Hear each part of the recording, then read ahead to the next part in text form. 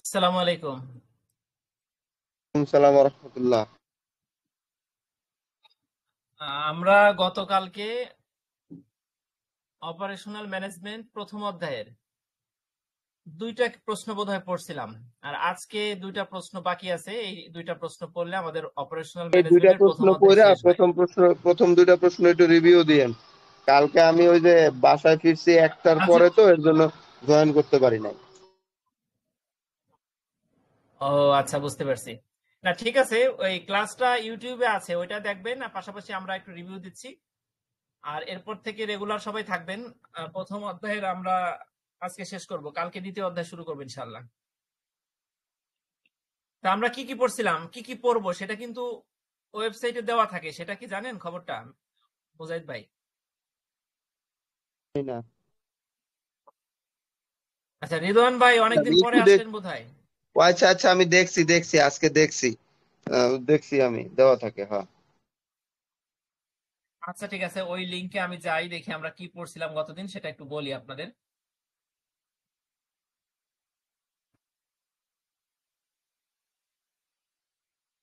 আচ্ছা, গতদিন পড়ছিলাম,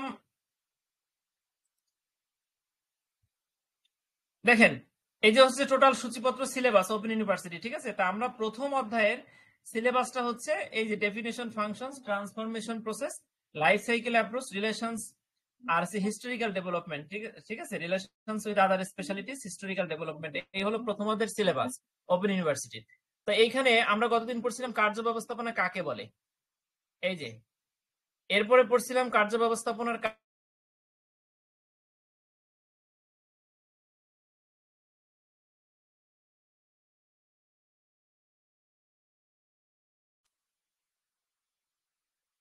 আচ্ছা, গতদিন আমরা কার্য ব্যবস্থাপনা কাকে বলে পড়ছিলাম, আমি একটু আবার রিভিউ দেই। দেখেন, কার্য ব্যবস্থাপনা বলতে কি বোঝায়, দেখেন, একটা প্রতিষ্ঠানের ভেতরে পণ্য উৎপাদন ও সেবা প্রদানের কার্যক্রমগুলো। দুইটা জিনিস, পণ্য উৎপাদন ও সেবা, মানে প্রতিটা প্রতিষ্ঠান পণ্য উৎপাদন করে, না হয়তো সেবা দেয়। এই দুইটা প্রদানের কার্যক্রমগুলোকে চারটা পাঁচটা শব্দে মনে রেখেন: পরিকল্পনা, সংগঠন, সমন্বয়, পরিচালনা, নিয়ন্ত্রণ।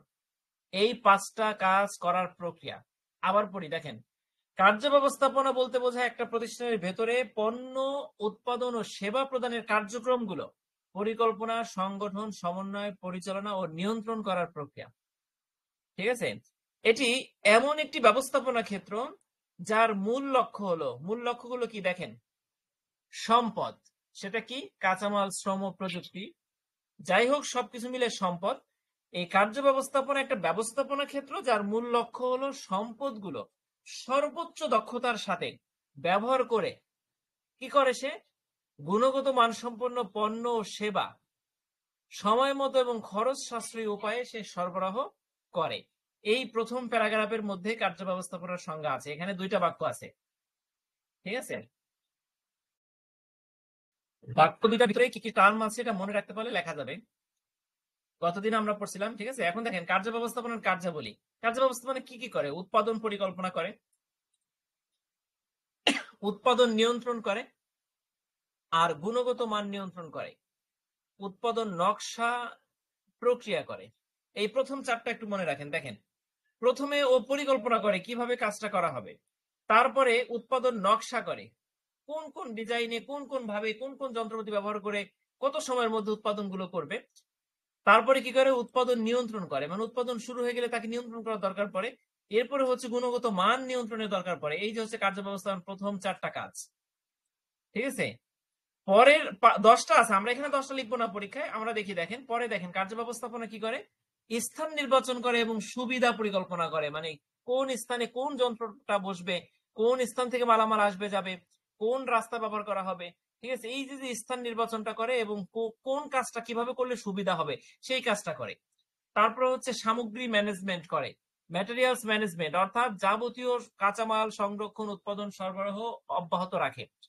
ঠিক আছে, তারপরে কি করে, ও রক্ষণাবেক্ষণ করে, মানে ওর যে যন্ত্রপাতি আছে, মেশিনারিজ আছে, ওর যে যাবতীয় সরঞ্জাম আছে, যা কিছু আছে, সম্পদ, র ম্যাটেরিয়ালস এবং উৎপাদিত প্রোডাক্টস, সবকিছু সে রক্ষণাবেক্ষণ করে। ঠিক আছে, তাহলে আমরা প্রথমে দেখেন, প্রথমে এই চারটা দিব, চারটা দেবার পরে পরের এই তিনটা দিব, কয়টা হলো? 7টা, যথেষ্ট। এর পরের যে তিনটা অপশনাল, যদি আপনি মনে করেন দিবেন, না হয় 7টাই দিবেন। ঠিক আছে, প্রথম 4টা, পরের 3টা। আচ্ছা, তাহলে এই দুটা প্রশ্ন আমাদের কিন্তু হয়ে গেল। এরপরে আরেকটা জিনিস দেখেন, কার্য ব্যবস্থাপনার রূপান্তর প্রক্রিয়া মানে কি আগে বোঝাই। আপনি কাঁচামাল কিনে আনলেন, সেটা হচ্ছে ইনপুট, মেশিনে দিলেন, প্রসেস হইলো, প্রসেস হবার পরে যেটা বের হইলো সেটা হলো আউটপুট।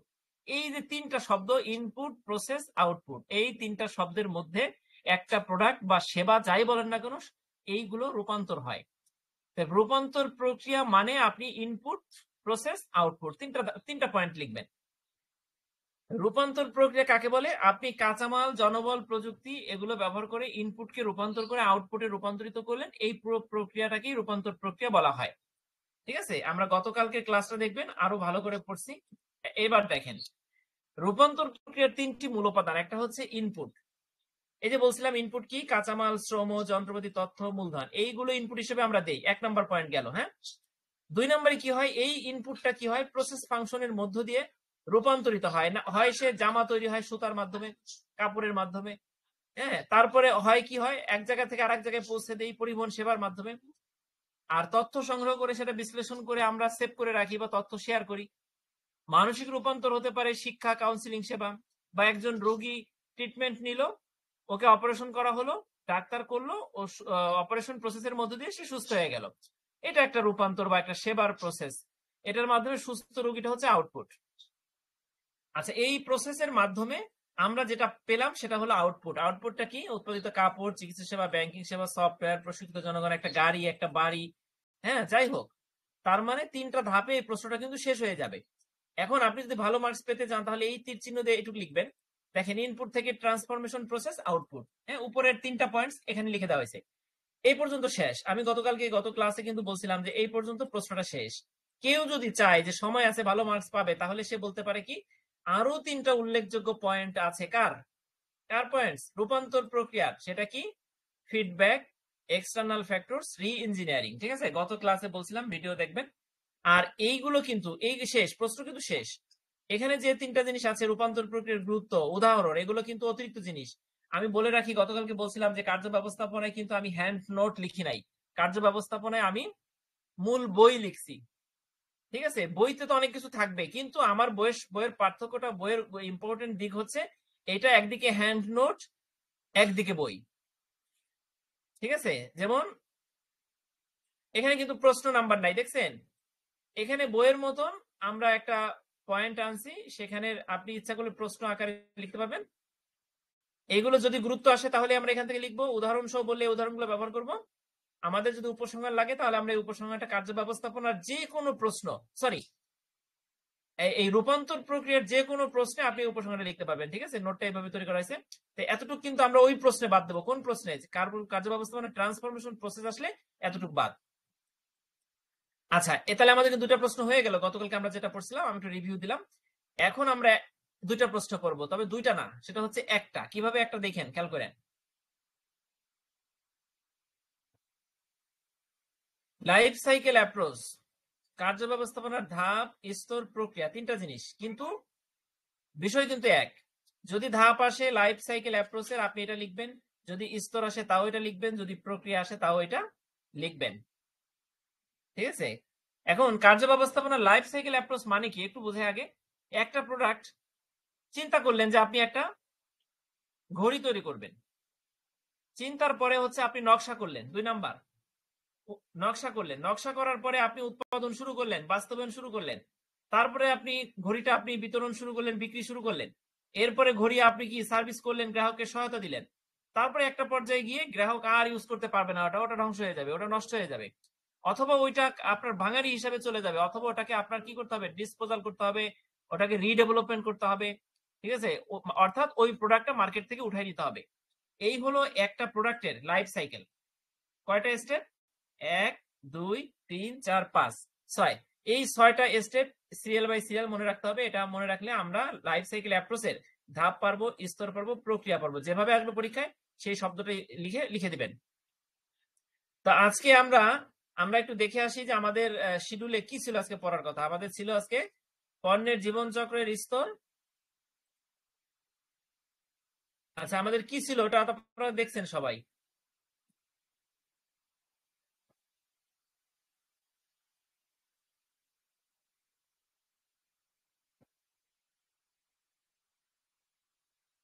আচ্ছা, আমরা আজকে পড়বো হচ্ছে পণ্যের জীবনচক্রের স্তর পড়বো, আর হচ্ছে জীবনচক্র ভিত্তিক কার্য ব্যবস্থাপনার প্রক্রিয়া পড়বো। একই জিনিস, প্রশ্ন দুইটা বিভিন্ন সময় দুইভাবে আসছে পরীক্ষায়, কিন্তু উত্তর কিন্তু একটাই। ঠিক আছে, তাহলে একটা প্রশ্ন পড়ে আজকে আমাদের ক্লাস শেষ করবো। এই প্রশ্নটা একটু আপনাদের দেখাই, ভূমিকা পড়ি। দেখেন, লাইফ সাইকেল অ্যাপ্রোচ, জীবনচক্র ভিত্তিক কার্য ব্যবস্থাপনা বলতে বোঝায় একটি পণ্য বা সেবা শুরু থেকে শেষ পর্যন্ত, অর্থাৎ ধারণার উদ্ভব থেকে, মানে আপনি চিন্তা করলেন প্রোডাক্টটা তৈরি করবেন, সেই থেকে শুরু করে গ্রাহকের হাতে পৌঁছানো এবং তার পরবর্তীতে গ্রাহককে যে সার্ভিস দিবেন, সেই প্রতিটা ধাপ যদি আপনি বাস্তবায়ন করেন, পরিকল্পনা করেন, পর্যালোচনা করেন, তাহলে সেটাই হলো লাইফ সাইকেল অ্যাপ্রোচ। এটি একটি পণ্য বা সেবার সম্পূর্ণ জীবনকাল জুড়ে পরিচালিত হবে। লাইফ সাইকেল অ্যাপ্রোচটা একটা পণ্য বা সেবার সম্পূর্ণ জীবন চক্র, ঠিক আছে। অর্থাৎ চিন্তা করার থেকে শুরু করে ওই পণ্যের মৃত্যু পর্যন্ত, অর্থাৎ একটা ঘড়ি বা একটা ল্যাপটপ যাই বলেন না কেন, তার শেষ আছে, ওই শেষ পর্যন্ত লাইফ সাইকেল অ্যাপ্রোচ। চিন্তা থেকে শুরু করে ঘড়িটা ব্যবহার করা যাবে না, ফেলে দিছেন, মাটিতে মিশে গেছে, সেই পর্যন্ত হচ্ছে লাইফ সাইকেল অ্যাপ্রোচ। তাহলে লাইফ সাইকেল অ্যাপ্রোচ কাকে বলে, ভূমিকাটা আপনি বুঝতে পারলেন, ঠিক আছে। এবার আমরা লাইফ সাইকেল অ্যাপ্রোচের ধাপগুলো পড়ব। প্রথম ধাপ হচ্ছে ইনিশিয়েশন বা প্রোডাক্ট কনসেপশন, উদ্ভব বা পরিকল্পনার সূচনা। এই পর্যায়ে প্রতিষ্ঠান পণ্যের চাহিদা, গ্রাহকের চাহিদা মোতাবেক একটা প্রোডাক্ট বাজারে আনার জন্য পরিকল্পনা করবে, ঠিক আছে। এই পরিকল্পনার ধাপে সে গ্রাহকের সম্ভাব্য চাহিদা, তার গ্রাহকের প্রবণতা এবং বাজারে অন্যান্য যে প্রতিযোগী আছে ওই প্রোডাক্টের, তাদের তথ্য সংগ্রহ করবে এবং নিজের যে শ্রম, প্রযুক্তি, অর্থ, অবকাঠামো আছে, যন্ত্রপাতি আছে, সেটার সক্ষমতা যাচাই করবে। কথাগুলো কি বুঝতে পারছেন? গ্রাহককে যাচাই করবে, বাজার যাচাই করবে, আর নিজের সক্ষমতা যাচাই করবে। তিনটা জিনিস যাচাই করবে। আপনি যদি মনে রাখেন যে এই ধাপে তিনটা জিনিস যাচাই করার পরে পরিকল্পনা শুরু করছিল বা পরিকল্পনা করার ধাপে তিনটা জিনিস যাচাই করছিল, তাহলে কিন্তু পরীক্ষায় তিনটা জিনিস লিখলে এই পয়েন্টটা কিন্তু সমৃদ্ধ হয়ে যাবে, ঠিক আছে। এইভাবে একটা কোম্পানি কি করে, তার প্রোডাক্ট কনসেপশন করে। ক্লিয়ার? প্রথম ধাপ। আচ্ছা, এরপরে দ্বিতীয় ধাপটা কি ছিল? ডিজাইন এবং ডেভেলপমেন্ট, নকশা এবং উন্নয়ন। অর্থাৎ ওর পরিকল্পনার মোতাবেক ও একটা স্যাম্পল তৈরি করবে, অথবা একটা পণ্যের বাহ্যিক চেহারা, ওর কার্যকারিতা কেমন হবে, ওর কর্মক্ষমতা কেমন হবে, গ্রাহকের চাহিদা কি আছে নকশার ব্যাপারে, এই সব বিষয়ে বিচার বিশ্লেষণ করে কি কি কাঁচামাল ব্যবহার করবে, কতটা খরচ পড়বে, এই সব কিছু চিন্তা করে সে ডিজাইন এবং ডেভেলপমেন্ট করবে, নকশা করবে, নকশার উন্নয়ন ঘটাবে এই ধাপে, ঠিক আছে। তাহলে আমরা দুটো ধাপ বুঝতে পারলাম। তৃতীয় ধাপটা ছিল প্রোডাকশন ইমপ্লিমেন্টেশন, মানে উৎপাদন করবে বা বাস্তবায়ন শুরু করবে। এই ধাপে পরিকল্পনা মোতাবেক, প্রথম পয়েন্ট ডিজাইন অনুযায়ী, দ্বিতীয় পয়েন্ট সে কি করবে, প্রোডাকশন শুরু করবে। অর্থাৎ ইনপুট উপাদানগুলোর মাধ্যমে রূপান্তর প্রক্রিয়া চূড়ান্ত করে চূড়ান্ত আউটপুট তৈরি করা হবে এই ধাপে, ঠিক আছে। কাঁচামাল, শ্রম, প্রযুক্তি সহ যাবতীয় সবকিছু ইনপুট উপাদানগুলো ব্যবহার করে সে ট্রান্সফরমেশন প্রসেসের মাধ্যমে সে আউটপুট তৈরি করে ফেলবে এই প্রোডাকশন ধাপে।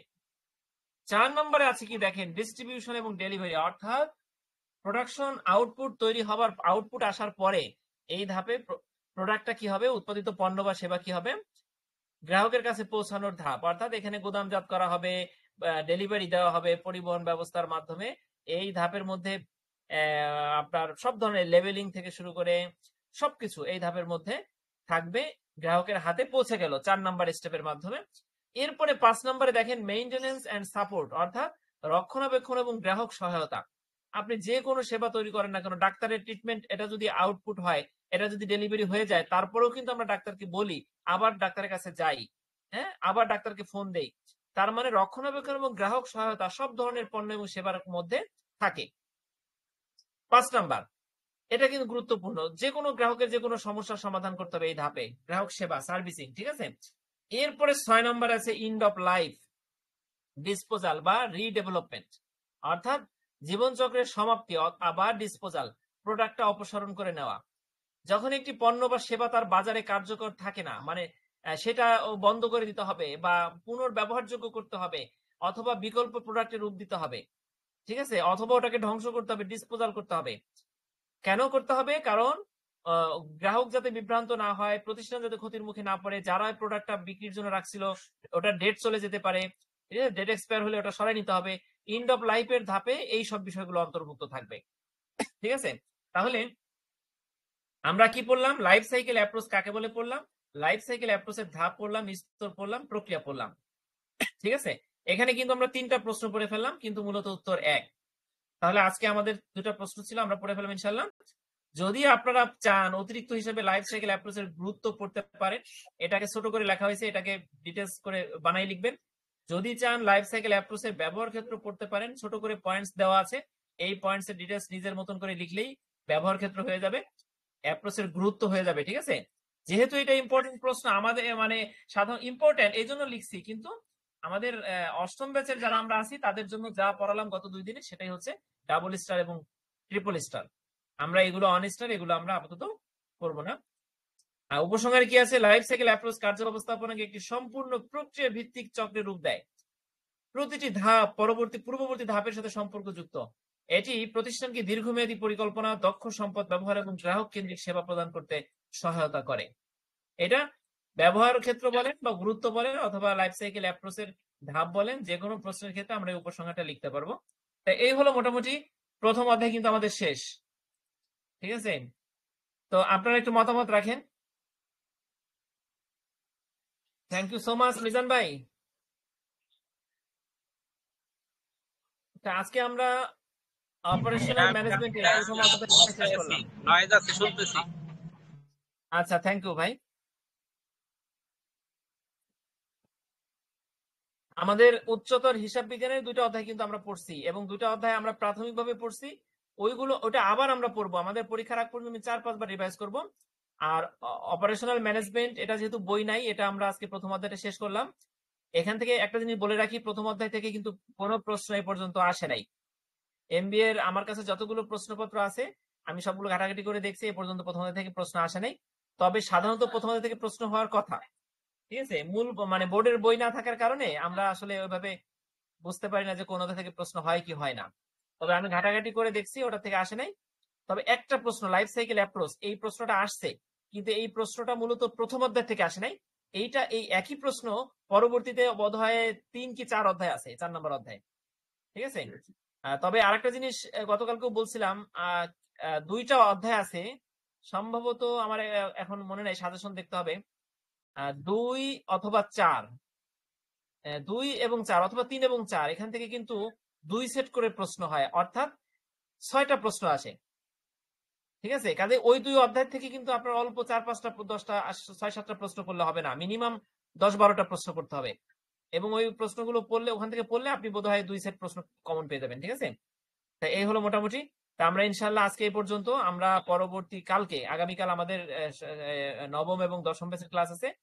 আমরা নবম ব্যাচের ক্লাস 9টায়, দশম ব্যাচের ক্লাস 9টায়, নবম এবং দশম ফার্স্ট সেমিস্টার, আর অষ্টম ও নবম ব্যাচের সেকেন্ড সেমিস্টার ক্লাস হচ্ছে 10টা থেকে, অর্থাৎ 9টা এবং 10টা। আপনারা সবাই থাকবেন ইনশাল্লাহ। তো আজকে এই পর্যন্ত, কেউ কিছু না বললে আমরা রেখে দিব। আমাদের শিডিউল গুলো আপনারা দেখবেন, প্রতিদিন আমাদের যে রুটিন আমরা কি পড়বো সেটা কিন্তু ওই যে লিঙ্কে থাকে, ওখান থেকে দেখে নেবেন, aminkhan.net/os। ঠিক আছে, থ্যাংক ইউ সবাইকে। ভাই, আপনি আমাদের জন্য তাই আপনাকে মনের থেকে ধন্যবাদ। আসসালামু আলাইকুম। ভাই আজকে কি সকাল 10টায় ক্লাস হবে? হ্যাঁ, আজকে 10টা হবে না ভাই, আজকে হচ্ছে অপশনাল। আমরা এই সেকেন্ড সেমিস্টারে পড়ার জন্য রবি মঙ্গল বৃহস্পতি আমরা যেদিন 3 দিনের সময় পেলে আমরা 9টার সময় এই আপনার সেকেন্ড সেমিস্টারে পড়াশোনাটা করব। আর আমাদের 2টা ক্লাস হচ্ছে শনি সোম বুধ, যেটা 10টা থেকে হয়, ঠিক আছে। ওইটার শিডিউল বহাল আছে, কিন্তু আমরা রবি মঙ্গলে 9টার থেকে একটা পড়াশোনা রাখবো। আচ্ছা, ঠিক আছে ভাই, থ্যাংক ইউ। আচ্ছা ভাই, জি, আসসালামু আলাইকুম। আসসালাম।